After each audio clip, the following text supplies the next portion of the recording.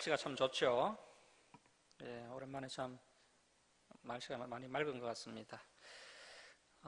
느헤미야의 신앙이라는 제목으로 하나님 말씀 전가하겠습니다. 지난 시간에 우리가 이 에스라서를 다 마쳤는데요. 이제 에스라서 10장을 보시면요, 에스라가 이 유대 기한자들, 이스라엘 기한자들 중에서 누가 이방인의 아내를 얻었는지를 이제 3개월간 조사를 해서 그 명단을 공개하면서 이 에스라서가 이제 끝마쳐지게 됩니다. 그런데 이 에스라가 얼마나 확실한 분이십니까? 뭐 조사만 하고 끝낼 뿐이 아니죠. 그래서 이제 실제로 그 기한자들의 그 이방인 아내와 자녀들을 다 내쫓았습니다. 자, 그러면 그 쫓겨난 이방인들의 그 가족들이요, 가만 있을 리가 없죠. 이 쫓겨난 이방 여인들의 가족들이 예루살렘으로 쳐들어와서 예루살렘 성벽을 허물고 심지어 수많은 이스라엘 백성들을 죽이고 또 포로로 잡아가는 그런 끔찍한 일들이 일어나게 됩니다. 이 에스라는 뭐 하나님의 말씀대로 한다고 한 것인데요, 결과가 안 좋게 되었습니다. 이런 비참한 현실이 이 에스라와 이제 이스라엘 기한자들에게 닥치게 되고, 그때 이제 이 에스라가 이제 한계를 느끼면서 정치 지도자 느헤미야에게 도움을 청하게 됩니다. 에스라는 하나님의 말씀을 이스라엘 백성들에게 가르치고 싶어서 2차 기한자들을 이끌고 예루살렘으로 귀환을 한 것인데, 돌아와서 봤더니 그 이스라엘 내부에 제약들이 있었던 겁니다.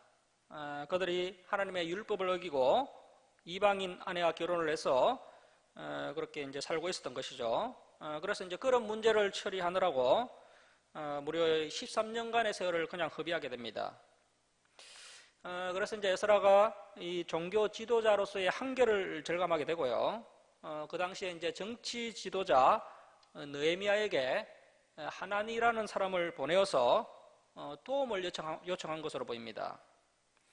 자, 이제 우리가 느헤미야서를 살펴볼 것인데요. 이 느헤미야서에 두 가지 주제가 있습니다. 첫 번째 주제는 예루살렘 성벽 재건, 무너진 예루살렘 성벽을 다시 재건하는 것이고요. 두 번째 주제는 성경 강좌입니다. 성경 강좌. 모세 때로부터 단 한 번도 시행되지 않았던 성경 강좌가 실제로 열리게 되는 것을 볼 수가 있습니다. 성경 강좌가 두 번째 주제입니다. 느헤미야서 1장 1절 말씀 보도록 하겠습니다. 하가라의 아들 느헤미야, 이 느헤미야의 이름의 뜻이요, 여호와께서 이루하신다, 그런 뜻입니다. 이 느헤미야가 이제 3차 기한자들을 인수해서 기한하게 되는데요. 그때 이제 정말 시리에 빠져있던 그 에스라와 또 이스라엘 백성들에게 큰 위로가 되었던 그런 사람이 되겠습니다. 그래서 저와 여러분도 살아갈 때에 이 느헤미야와 같이 다른 사람들에게 위로가 되는 그런 사람들이 되었으면 좋겠습니다. 느헤미야의 말이라 아닥사스다 왕, 이 아닥사스다가 이제 페르시아 제6대 황제인데요. 역사서에는 아르타크세르크세스라고 나옵니다. 페르시아 제6대 왕 아닥사스다 왕 제20년 기슬러레, 이때가 이제 BC 444년인데요. 이제 기슬러는 유대력으로 9월이고요. 양력으로 하면 11월에서 한 12월 정도 됩니다. 자, 그래서 이제 유대력 9월 기슬러에 내가 수상궁에 있는데, 이 수상궁은 페르시아 남쪽에 위치해 있고요. 좀 따뜻한 지역이기 때문에 페르시아 황제의 겨울 궁전에 있던 장소였습니다. 이 페르시아는 제국이죠. 그래서 뭐 겨울 궁전이 따로 있고 여름 궁전이 따로 있고, 그래서 이제 계절마다 왕이 이제 그 궁전에서 이제 다른 궁전에서 생활을 했는데, 이 수상궁은 페르시아 황제의 겨울 궁전이 있던 장소였고요. 그래서 이제 페르시아 황제는 겨울이 되면 이곳에서 보냈던 겁니다. 지금은 아마 이제 황제가 겨울이 아니기 때문에 황제가 없었던 것으로 보이고요. 자, 2절 말씀 보십시오. 내 형제들 가운데 하나인 하나니, 이 하나니가 이제 느헤미야를 만나러 페르시아로 갔던 겁니다. 에스라가 보내서 갔는지 아니면 하나니가 스스로 갔는지는 알 수가 없지만 아무튼 이 하나니가 이제 느헤미야를 만나러 갔습니다. 그리고 이 하나니는 느헤미야의 친동생으로 보고 있습니다. 이 하나니는 이제 2차 기한 때 에스라와 함께 기한을 한 것으로 보이고요.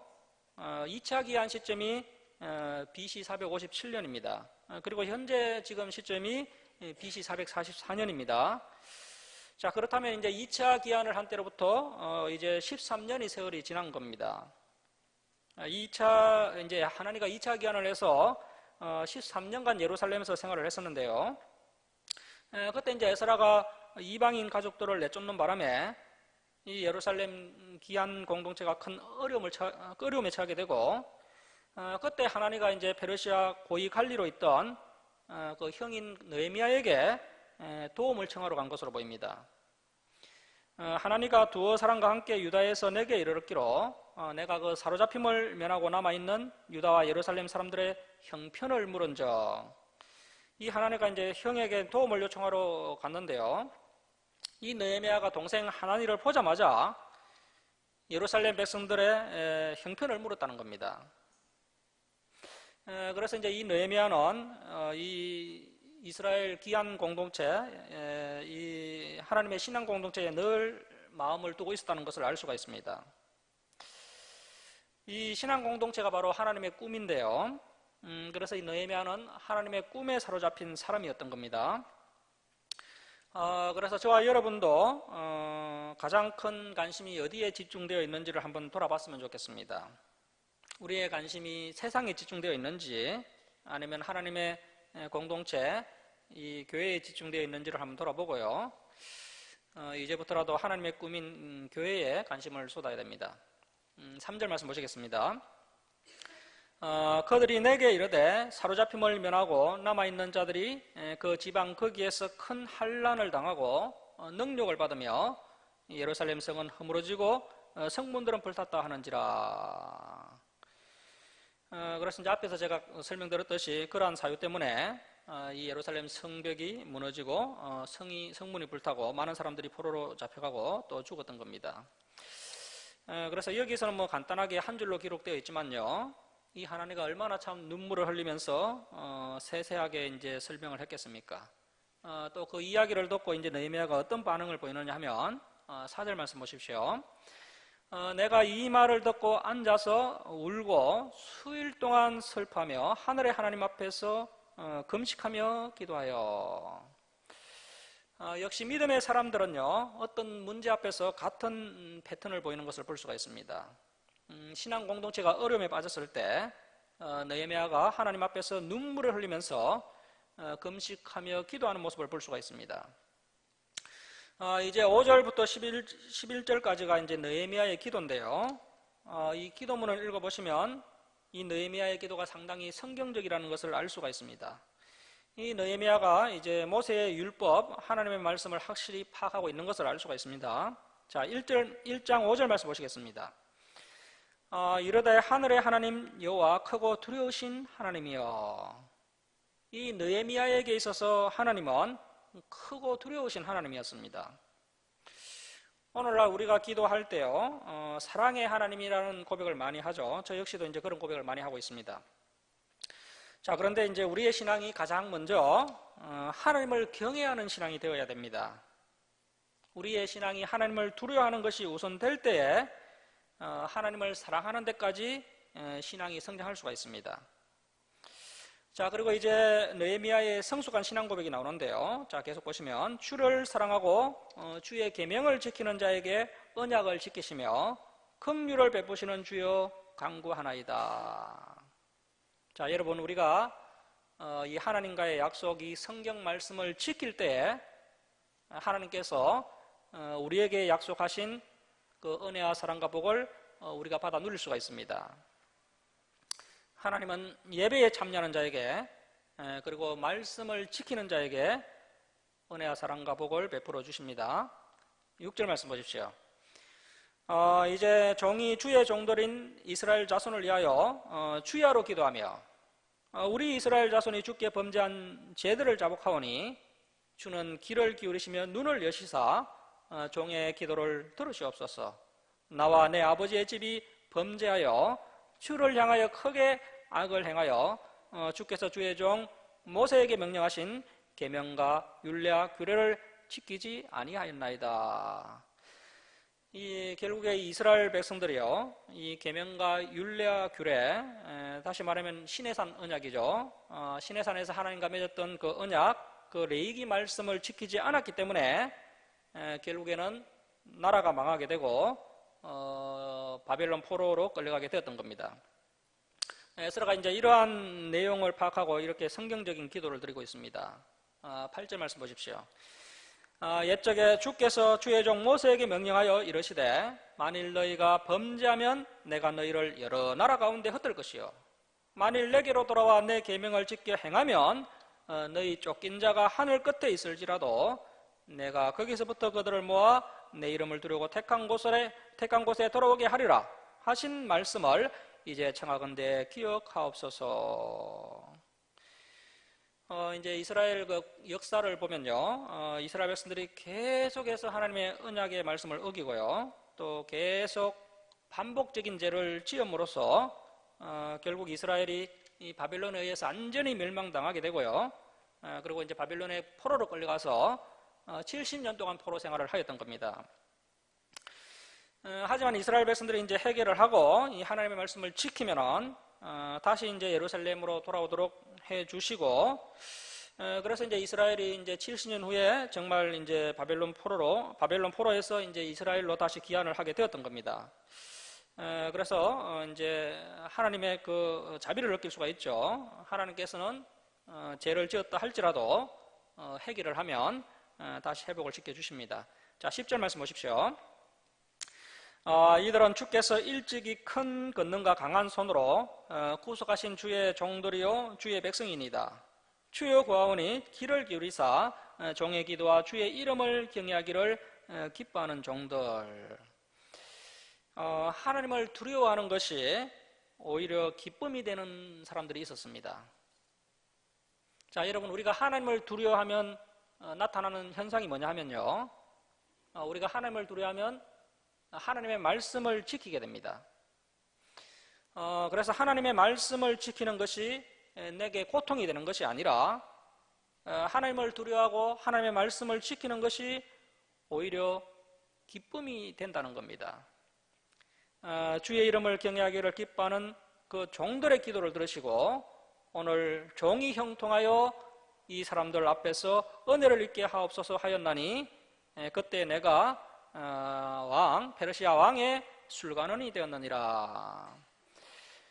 여기 말씀을 보면 느헤미야가 이 기도 때문에 술관원이 되었다라고 오해하기 쉽지만요, 사실은 이미 이제 느헤미야가 술관원이 되어 있었습니다.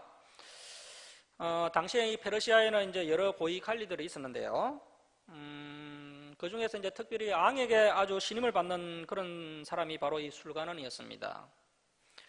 이 술관원은 오늘날로 이야기하면 비서실장하고 비슷한 그런 자리입니다. 왕의 술을 관리하는 것은 기본이고요, 왕의 음식을 또 미리 점검을 하고 또 왕의 침실을 맡아서 관리하는 사람이었고요, 또 왕의 경호까지 맡아서 담당하는 그러한 중요한 관직이 바로 이 술관원이었습니다. 그래서 이 술 맡은 관원은요, 왕을 가장 가까이서 보좌하는 사람이었고, 그러다 보니까 왕의 친구요, 왕의 동력자요, 또 왕의 행정과 정치에 큰 영향력을 미치는 사람이 바로 이 술관원이었습니다. 이 느헤미야가 이런 참 고위직에서 자신의 안위를 누리려고 했다면요, 3차 기한자들을 인솔해서 예루살렘으로 돌아오지 않았을 겁니다. 하지만 이 느헤미야는 이러한 기득권을 다 내려놓고 철저히 자기를 부인하고 하나님의 거룩한 꿈에 사로잡혀서 예루살렘으로 돌아오게 됩니다. 이 부분이 이제 에스라와 너무 비슷하고요, 그래서 이 에스라와 느헤미야는 정말 하나님의 꿈에 사로잡힌 위대한 믿음의 사람들이었습니다. 그리고 이제 신학자들이 이야기하기를 이 느헤미야가 이렇게 높은 간직에 등극할 수 있었던 이유가요, 앙후 에스더가 추천을 해서 이렇게 된 것이 아닌가, 그렇게 이제 추정을 하고 있습니다. 아닥사스다 왕 때요, 그때 이제 법률 자문관이었던 에스라와 또 이제 술관원이었던 느헤미야는 이미 뭐 서로가 잘 알고 있던 그런 사이였을 겁니다. 그런데 이제 이 두 사람의 특징이 뭐냐면요, 진리를 바르게 이해하고 있는 사람들이었습니다. 하나님의 말씀을 바르게 알고 있는 사람들이었습니다. 진리를 바르게 이해하고 있을 뿐 아니라 또 그동안 정말 신실하게 충성되게 살아온 사람들이었습니다. 그래서 미리 준비된 사람들이었던 것이죠. 이 두 가지가 맞아떨어지니까요, 이 사람들을 통해서 하나님의 뜻이 성취되는 것을 볼 수가 있습니다. 자, 여러분, 우리가 이 성경을 통해서 이제 믿음의 놀라운 역사를 이룬 그런 사람들을 쭉 살펴봤는데요, 그들의 특징이 뭐냐면요, 하나님의 진리를 아는 것은 기본이고 또 잘 준비되고 또 신실하고 충성된 사람들이었습니다. 하나님께서 이런 사람들을 사용하셔서 하나님의 뜻을 이루어 가십니다. 자, 이제 2장으로 갑니다. 2장 1절 말씀 보시겠습니다. 아닥사스다 왕 제20년 니산월. 자, 니산월은 이제 유대력으로 1월이고요. 양력으로 하면은 이제 3월, 4월입니다. 3, 4월입니다.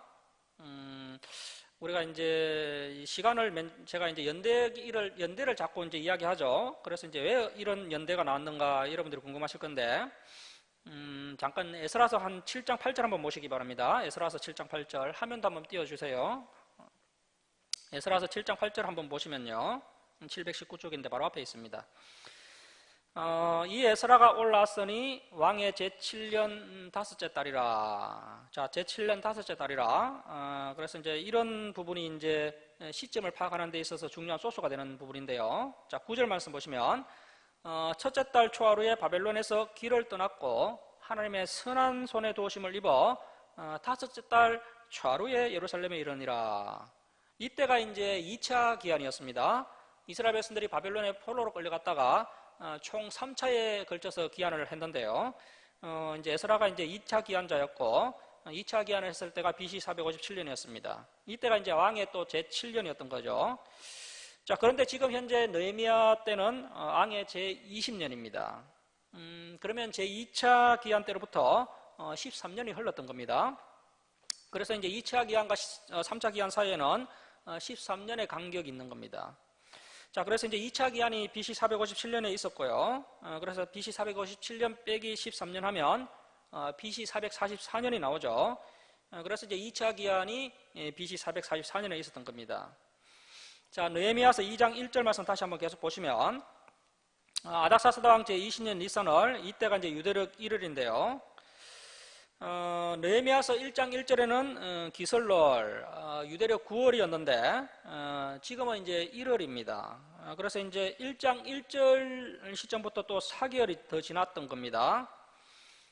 그러면 느헤미야가요, 자기 동생 하나니에게서 이제 예루살렘 기한자들의 그 슬픈 소식을 듣고요, 하나님 앞에서 금식하며 기도를 하면서 넉 달이 더 지난 겁니다. 아마도 이제 이때 느헤미야가 이제 기도를 하면서 기한 준비를 한 것 같습니다. 매우 치밀하게 부지런히 넉 달 동안 이제 3차 기한 준비를 한 것 같습니다. 자, 계속 보시면, 그래서 이제 니산월에 왕 앞에 포도주가 있기로. 느헤미야가 이제 술 가는 장이었기 때문에요, 내가 그 포도주를 왕에게 드렸는데 이전에는 내가 왕 앞에서 수심이 없더니. 신하가 왕에게 술을 드릴 때는요, 수심이 있으면 안 됩니다. 웃으면서 술을 들어야 되는 거죠. 그런데 이 느헤미야가요, 예루살렘에 이런 큰 얼음이 빠졌다는 그런 소식을 듣게 되고, 또 이제 기한을 준비하면서 이 페르시아 황제에게 또 그 기한에 대한 허락을 또 맡아야 되기 때문에 수심이 가득했던 겁니다. 자, 2절 말씀 보십시오. 왕이 내게 이르시되 내가 병이 없거늘 어찌하여 얼굴에 수심이 있느냐? 이는 필은 내 마음에 근심이 있음이로다 하더라. 이 아닥사스다 왕이 크게 느헤미야를 의심한 것 같지는 않은데요. 하지만 페르시아 황제는 여러 나라를 이렇게 통일해서 이제 큰 제국을 이루었기 때문에 적이 많죠. 적이 많습니다. 그래서 이제 누구라도 의심할 수밖에 없는 그런 자리입니다. 그래서 혹시 느헤미야가 술에 독을 탄 것이 아닌가 이런 생각이 들 수도 있던 거죠. 그래서 이제 수심이 가득한 모습으로 이 에스라가 이제 왕에게 술잔을 올리니까요. 이 아닥사스당이 이제 그 술잔을 받아들고는 의심하는 눈초리로 내 마음에 근심이 있습니다. 이렇게 하니까 이제 에스라가 두려워지는 겁니다. 자, 계속 보시면 그때 내가 크게 두려워하여 왕이 나를 의심하고 있구나 하면서 느헤미야가 크게 두려워합니다. 이때 이제 왕에게 아주 대답을 잘해야 하는 것이죠. 자, 3절 말씀 보시면 느헤미야가 이제 솔직하게 있는 그대로 이야기를 합니다. 왕께 대답하되 왕은 만세수를 하옵소서. 내 조상들의 묘실이 있는 성읍이 이제까지 항폐하고 성문이 불탔사오니 내가 어찌 얼굴에 수심이 없사오리까 하니. 이 느헤미야가 뭐 돌려서 이야기하지 않고요, 솔직하게 있는 그대로 이렇게 이야기를 하니까 왕이 또 이해를 해줍니다. 자, 4절 말씀 보십시오. 왕이 내게 이르시되 그러면 내가 무엇을 원하느냐 하시기로 내가 곧 하늘의 하나님께 묵도하고. 자, 지금 이 왕이 묵고 있는 그런 상황이죠. 이러한 짧은 순간에 느헤미야가 하나님께 묵도를 하고 대답을 합니다. 자, 여러분, 이러한 모습이 범사에 기도하는 모습입니다. 나는 뭐 기도할 시간이 없어서 기도를 못 하겠어요. 그럴 필요 없는 거죠. 일하면서도 기도할 수 있고요, 길을 걸으면서도 기도할 수 있고, 산책하면서도 기도할 수가 있습니다. 이 느헤미야는 범사에 기도하는 사람이었습니다. 자, 느헤미야가 이렇게 이제 잠깐 기도했는데요, 하나님께서 이 의인의 기도를 외면하지 않으십니다. 느헤미야의 기도가 응답이 됩니다. 자, 5절 말씀 보십시오. 왕에게 이르되 아뢰되 왕이 만일 좋게 여기시고 종이 왕의 목전에서 은혜를 얻어싸우면 나를 유다 땅에 나의 조상들의 묘실이 있는 성읍에 보내어 그 성을 건축하게 하옵소서 하였는데, 그때 아무도 왕 곁에 앉아 있었더라. 왕이 내게 이르시되 내가 몇 날에 다녀올 길이며 어느 때에 돌아오겠느냐 하고 왕이 나를 보내기를 좋게 여기시기로 내가 기한을 정하고. 이 느헤미야가 이제 그 파견 기한을 정하게 됩니다. 여기서는 정확한 기한이 나오지 않지만요, 뒤에 보면요, 느헤미야가 12년 기한을 정한 것을 볼 수가 있습니다. 느헤미야가 이제 12년을 정한 겁니다. 자, 여러분, 당시 술 맡은 간원장은 정말 엄청난 권력을 가진 그런 자리였습니다. 자, 그런 자리를 이제 12년 동안 내려놓기를 구했던 겁니다. 사실은 이 느헤미야가요, 뭐 12년뿐만 아니라요, 남은 평생을 하나님의 신앙 공동체 재건을 위해서 바치기로 결단을 했습니다. 그런데 왕에게 내가 평생 예루살렘에서 주님의 신앙 공동체 재건을 위해서 바치기로 결정했습니다. 내가 주님의 신앙 공동체를 위해서 일을 하고 싶습니다. 이렇게는 이제 차마 말하지 못하고요, 12년을 갔다 오겠습니다, 이렇게 이야기를 합니다. 자, 느헤미야가 이렇게 이제 12년이라고 이야기하니까요, 이 느헤미야가 참 언악 신실하고 충성된 그런 신하였기 때문에 왕이 몹시 서운해했을 것으로 생각이 되는데요. 하지만 옆에 누가 있습니까? 앙후가 있습니다. 특히 이 앙후 앞에서는 이제 또 마음이 아주 넓은 척 해야 되기 때문에 서운하지만 아주 뭐 통쾌하게 12년을 허락해 줍니다. 자, 7절 말씀 보십시오.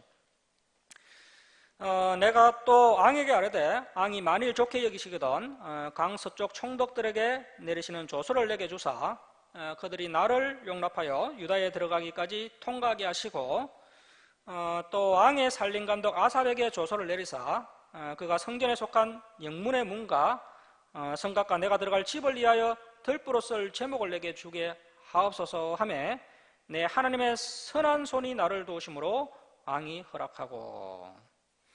자, 하나님의 선한 손이 나를 도우심으로 이렇게 고백을 했던 또 한 명이 있었죠.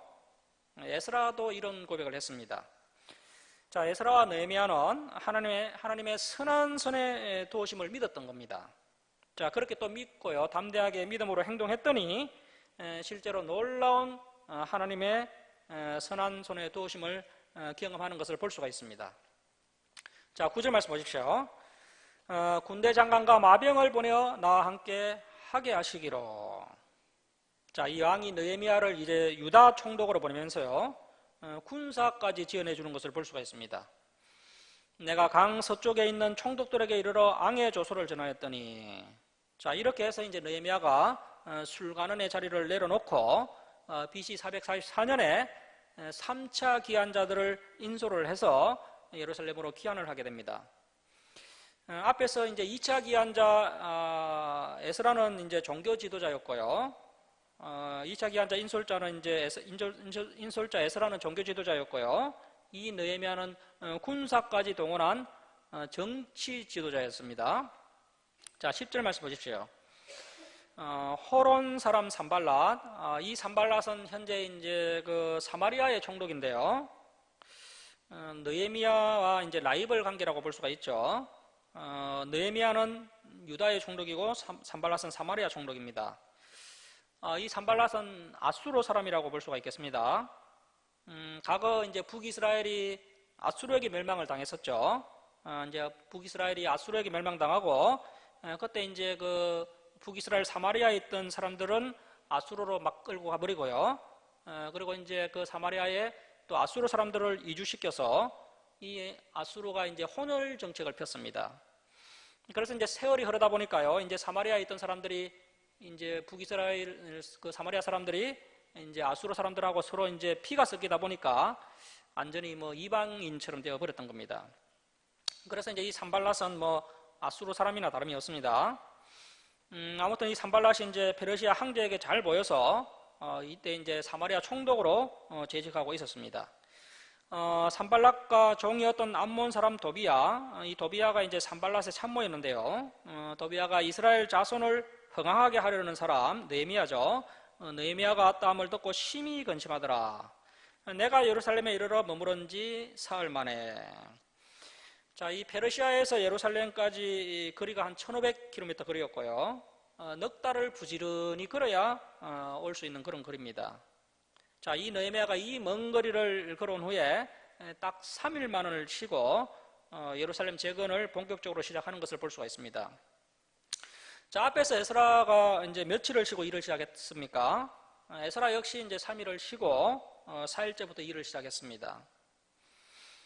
그래서 이제 신실하고 충성된 그런 믿음을 가진 그런 사람들의 공통된 특징이 이제 이렇게 참 부지런한 것을 볼 수가 있고요. 정말 하나님을 향한 참 그런 거룩한 열심을 가지고 하나님의 일을 가장 우선순위에 놓고요. 그렇게 참 신실하게 충성되게 열심을 다해서 하나님의 일을 감당하는 것을 볼 수가 있습니다. 자, 12절 말씀 보시겠습니다. 내 하나님께서 예루살렘을 위해 무엇을 할 것인지 내 마음에 주신 것. 자, 그래서 이제 느헤미야의 마음 가운데 하나님께서 주신 것이 있는데요.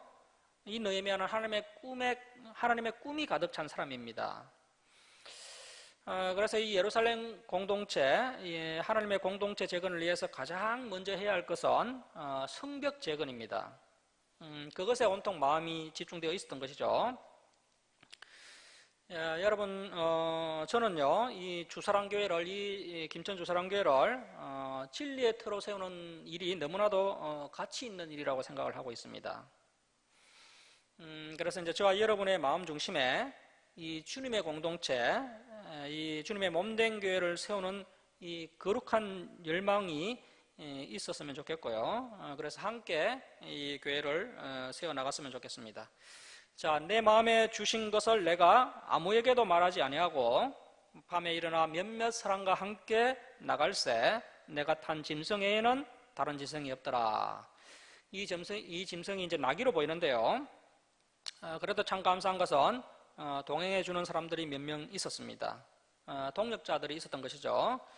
대표적인 사람이 이제 동생 하나니가 아니었나 생각되고요. 동생 하나니가 형에게 예루살렘 상황을 보고했고 또 함께 형하고 이제 예루살렘으로 내려와서 이렇게 이제 동력자가 되어서 함께 일하고 있는 것을 알 수가 있습니다. 자, 13절 말씀 보시면 그 밤의 골짜기, 이 골짜기는 이제 흰논 골짜기인데요. 흰논 골짜기. 이 흰논 골짜기 문으로 나가서 용정. 이 용정은 그 흰논 골짜기 문과 또 뒤에 보면 그 분문이라고 있는데 그 분문 사이에 있는 우물입니다. 자, 용종으로 분문, 이 분문은요, 예루살렘의 온갖 오물을 이 분문을 통해서 흰논 골짜기에다가 버렸습니다. 그래서 오물이 나가는 문이다 해서 분문이라고 불렀던 거죠. 그래서 이제 이 흰논 골짜기는요, 쓰레기장입니다. 쓰레기장. 그래서 이 흰논 골짜기와 분문은요, 주로 하층민들이 사는 그런 장소였습니다. 자, 느헤미야가 가장 먼저 이 하층민이 살고 있는 이 성벽을 살펴본 것이죠. 자, 분문에 이르는 동안에 보니 예루살렘 성벽이 다 무너졌고 성문은 불탔더라. 앞으로 나아가 샘문, 이 샘문은 이제 앙해못 부근에 있는 문인데요. 샘문과 앙해못, 이 앙해못이 이제 그 유명한 실로암못입니다. 실로암못. 실로암못에 이르러서는 탐진성이 지나갈 곳이 없는지라. 이 예루살렘 성벽 중에서도 특히 이제 실로암못 부분의 이 성벽이요, 이제 북쪽에 있는 성벽인데요. 오랑캐가 쳐들어올 때 항상 북쪽으로 쳐들어옵니다. 그래서 이제 항상 이 북쪽 성벽이 제일 많이 무너지는데, 그래서 이제 이 성벽이 하도 많이 무너져서요, 바닥에 성벽 잔해가 수북이 쌓여 있으니까 길이 없는 겁니다. 이 느헤미야가 이제 북쪽 성벽을 순찰하기 위해서 갔다가 성벽이 너무 많이 무너져서 더 이상 나귀를 타고 지나가지 못해서 이제 방향을 돌립니다. 이제 다른 성벽을 순찰하는데요. 자, 15절 말씀 보십시오.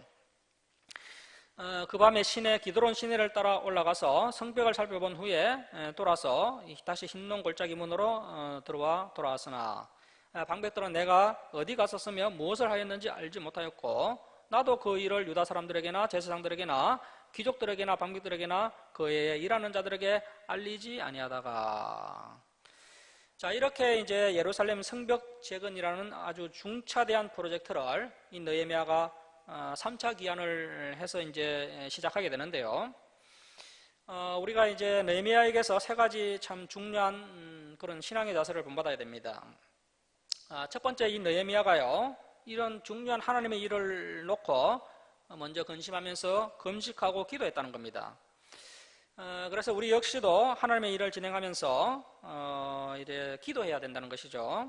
특별히 또 큰 어려움에 처했을 때는 또 금식하면서 기도해야 됩니다. 그리고 이제 두 번째는요, 느헤미야가 기도하는 것에서 멈춘 것이 아니라요, 기도를 할 뿐 아니라 또 주도 면밀하게 준비하고 실행했던 것을 볼 수가 있습니다. 4개월 동안 주도 면밀하게 준비하고 실천해서 끝까지 하나님의 일을 이루어내는 그런 사람이었습니다. 또 그리고 세 번째는요, 아주 이 느헤미야는요, 참 신중한 사람이었습니다. 말과 행동이 일치하는 그런 사람이었습니다. 느헤미야가요, 대충 말하고 그 말에 책임을 지지 않는 것이 아니라 한번 내뱉은 말에는 책임을 지는 정말 말과 행동이 일치하는 그런 사람이었고요, 말과 행동이 신중한 그런 사람이었습니다. 이러한 세 가지 자세를 느헤미야가 가지고 있었던 것이죠. 자, 그래서 느헤미야는 하나님의 일을 놓고 건식하며 기도하는 자세가 있었고, 또 주도 면밀하게 준비하고 실천하는 자세가 있었고, 또 은행의 신중을 기하고 또 은행이 일치하는 그런 자세가 있었습니다. 자, 이제 17절 말씀 보시겠습니다. 17절 후에 이제 어느 정도 시간이 지난 후에 그들에게, 이 그들은 예루살렘 귀환자들인데요, 그들에게 이르기를 우리가 당한 공경은 너희도 보고 있는 바라. 예루살렘이 항폐하고 성문이 불탔으니 자, 예루살렘 성을 건축하여 다시 수치를 당하지 말자 하고 또 그들에게 하나님의 선한 손이 나를 도우신 일과. 자, 이 느헤미야가 이제 하나님의 선한 손이 도우신 일을 이제 간증을 하는데요. 나를 도우신 일과 왕이 내게 이런 말씀을 전하였더니, 이렇게 이제 느헤미야가 이제 간증을 해서 동기부여를 하니까요, 이제 어떤 반응이 일어납니까? 그들의 말이 일어나 건축하자 하고 모두 힘을 내어 이 선한 일을 하려 하매. 자, 이것이 바로 지도자의 능력입니다. 현재 느헤미야가요, 강제적으로 일을 진행하고 있는 것이 아니죠. 결정적인 선택은 백성들 스스로 하게 합니다. 그런데 그냥 두면 백성들이 스스로 결단하지 않습니다. 그래서 이제 백성들을 먼저 깨우는 것이죠. 자발적으로 동참하도록 백성들을 깨우는 일을 합니다. 자, 그렇게 이제 백성들이 깨닫고 결단하여서 이제 하나가 되도록 하는 것이 바로 이 느헤미야의 역할이었습니다. 이것이 바로 이제 지도자의 역할입니다. 자, 19절 말씀 보십시오.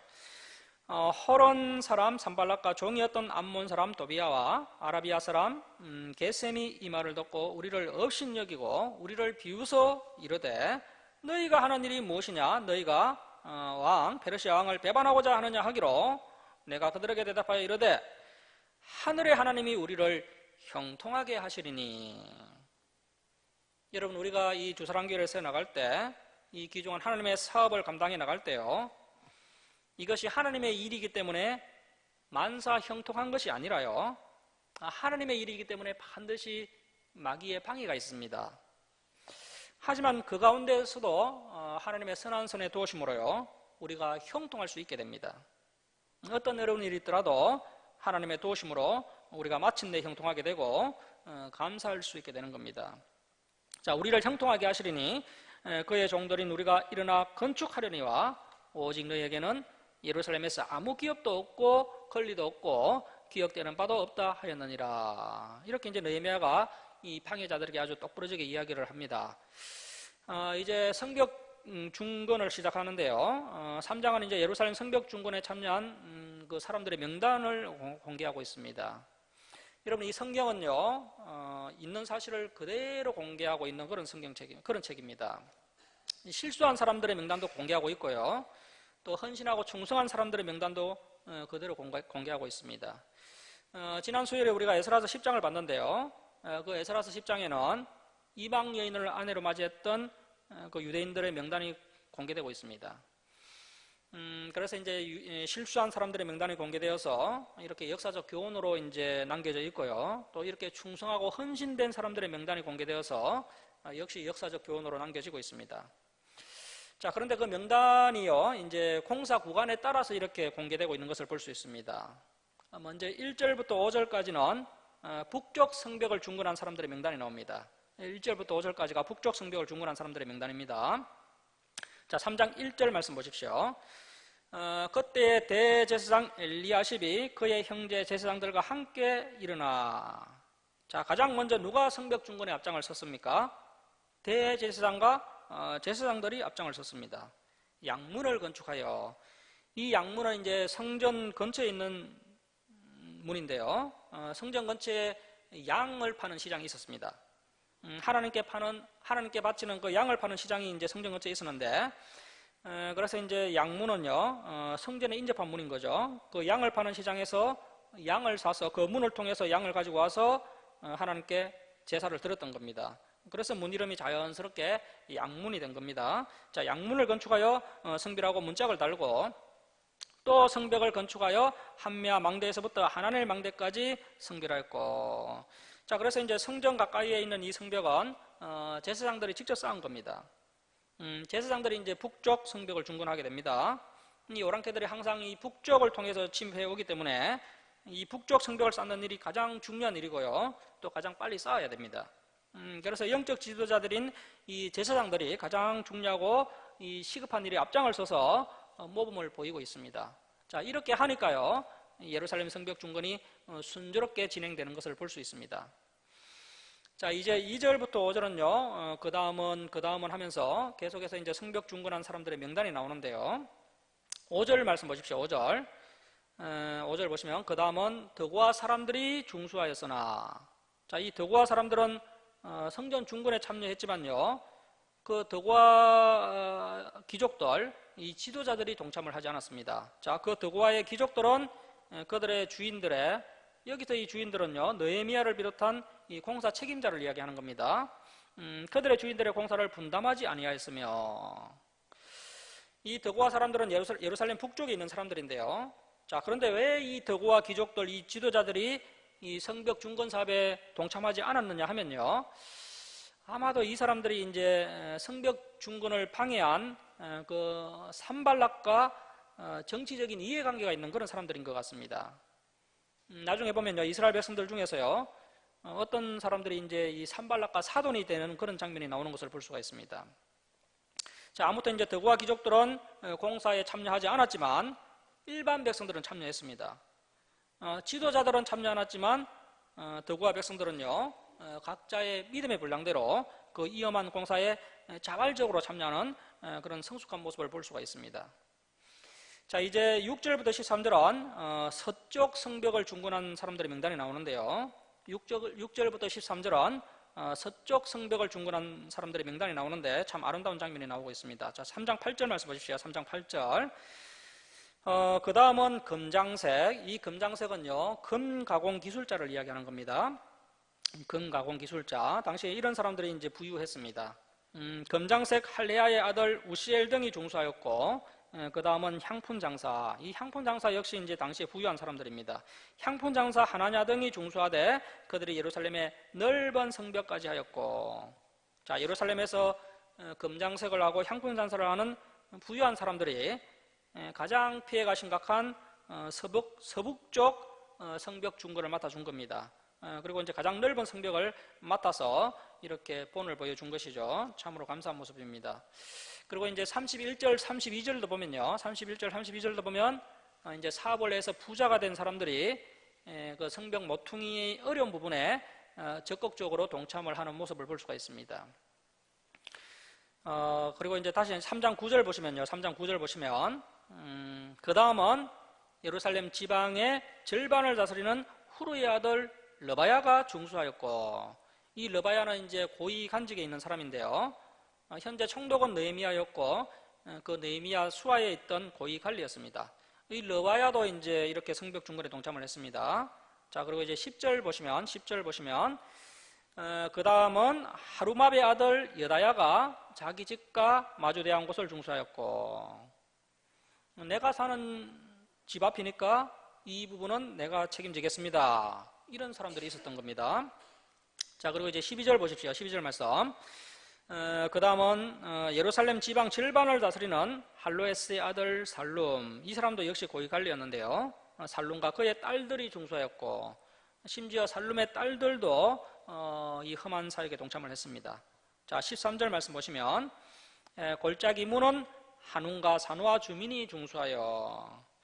자, 그래서 뭐 부자, 서민, 고위관리, 심지어 여성들까지 다양한 계층의 사람들이 자신의 경제 상황과 여건에 맞게요, 그리고 믿음의 분량대로 스스로 분담하여서 기쁨으로 하나님의 사업에 동참하니까 이 성벽이 아주 수월하게 중건되게 됩니다. 자, 이제 14절부터 19절은 남쪽 성벽을 중건한 사람들의 명단이 나옵니다. 14절부터 19절은 남동쪽 성벽을 중건한 사람들의 명단이 나오는데요. 이 지역은 이제 총 7지역으로 나누어져 있습니다. 그래서 이제 7지역 가운데 무려 6지역 공사를 예루살렘 사람이 아닌 다른 지방 사람들이 책임을 지고 중건하는 그런 장면을 볼 수가 있습니다. 이들은 뭐 예루살렘 성벽이 완공되어도요, 이 성벽의 혜택을 전혀 받지 못하는 사람들입니다. 이 성벽의 혜택을 받지 못하는 사람들이지만 기꺼이 하나님의 거룩한 사업에 동참을 했던 겁니다. 자, 이것은 이해관계를 뛰어넘어서 하나님의 뜻, 하나님의 사업을 우선했다는 겁니다. 자신에게 아무런 이익이 되지 않더라도 하나님의 사업을 위해서 성벽 재건에 동참을 한 사람들입니다. 그리고 이제 20절에서 32절은 동쪽 성벽을 중건한 사람들의 명단이 나오는데요. 20절에서 32절은 동쪽 성벽을 중건한 사람들의 명단이 나오는데 가장 길게 나옵니다. 공사 구간이 가장 넓고요, 또 공사 기간도 가장 길었습니다. 그래서 가장 많은 인원이 동원된 곳이 이 동쪽 성벽입니다. 자, 그래서 동쪽 성벽을 중건한 사람들의 명단이 가장 많이 나오고 있는데요. 이 동쪽 성벽에 참여한 사람들의 이야기가 아주 감동적입니다. 2번이나 참여한 사람들이 있었던 것이죠. 우리 같으면 뭐 나는 이미 저 서쪽 성벽, 북쪽 성벽 내가 맡았던 분량은 내가 다 완성을 했다 하면서 뭐 모른 척 할 수 있지 않습니까? 그런데 이 동쪽 성벽 중건자들의 특징은요, 이미 다른 구역의 그 성벽을 맡아서 책임을 다 안수했음에도 불구하고 또다시 동쪽 성벽 중건에 동참을 하는 것을 볼 수가 있습니다. 그래서 이런 사람들의 이름은 기억해 둘 필요가 있는데요. 자, 20절 상반절 보시면요. 20절 상반절 보시면 바룩이 그러한 인물이었고요. 이미 앞에서 참여했는데 또 한 번 참여를 합니다. 자, 그리고 이제 21절 상반절 보시면 머레못 역시 이제 2번이나 참여를 했습니다. 자, 그리고 이제 23절 상반절의 핫숲 역시 2번을 참여했고요. 그리고 27절 보십시오. 27절 상반절에 더고아 사람들, 이 더고아 사람들이 단체로 이렇게 2번을 참여합니다. 자, 그리고 이제 30절 상반절, 그리고 이제 더고아 사람들이 이제 참석하고, 이제 30절 상반절에 보면요. 30절 상반절에 보면 하나냐가 또 이제 2번 참석을 하고요. 그리고 또 30절 하반절 보시면 머술람이 또 이렇게 참여를 합니다. 자, 여러분, 이 느헤미야는 정말 한치의 양보도 없는 그런 지도자였죠. 그러한 리더십을 가진 이 지도자가 강력하게 촉구했음에도 불구하고요, 이 예루살렘 성벽 중건에 동참하지 않은 그런 지도자와 주민들이 상당히 많이 있었습니다. 하지만 우리가 방금 살펴봤던 이 사람들은요, 이미 자기 책임을 다 안수했음에도 불구하고요, 또다시 갑절의 수고를 아끼지 않았습니다. 아마도 하나님께서 이 사람들에게 몇 배로 은혜와 복을 부어주셨을 것입니다. 자, 오늘은 여기까지 하고 마치겠습니다. 오늘 우리가 읽지 않고 넘어간 부분들은요, 집에 가셔서 꼭 읽어보시기 바랍니다. 사랑하는 성도 여러분, 오늘 말씀 가운데 이 느헤미야가 하나님을 경외하며 또 신앙 공동체를 위하여서 눈물로 기도하고 금식하는 모습을 보았습니다. 그리고 신앙 공동체 재건을 위해서 모든 것을 포기하고 또 예루살렘으로 귀환하는 느헤미야의 충성되고 헌신된 모습도 보았습니다. 그리고 여러 사람이 함께 동력하고 헌신해서 다시 성벽이 재건되는 아름다운 모습도 보았습니다. 저와 여러분이 지금까지 잘 해오셨는데요. 앞으로도 이제 우리가 이 느헤미야의 신앙을 좀 본받아서 정말 충성되고 헌신된 자세로 이 주사랑교회를 진리의 틀로 계속해서 세워나갔으면 좋겠습니다. 자, 그렇게 하나님의 꿈에 사로잡혀서 주님의 몸된 교회인 이 신앙 공동체를 아름답게 세워나갈 때 헌신하고 충성하는 저와 여러분의 모습을 주님께서 기뻐 여겨주시고 또 주님께서 저와 여러분을 더욱더 귀하게 사용하시고 또 여러분의 삶 가운데 하나님의 선한 손에 도우심을 여러분들이 직접 경험할 수 있기를 주님의 이름으로 축원합니다. 기도하겠습니다.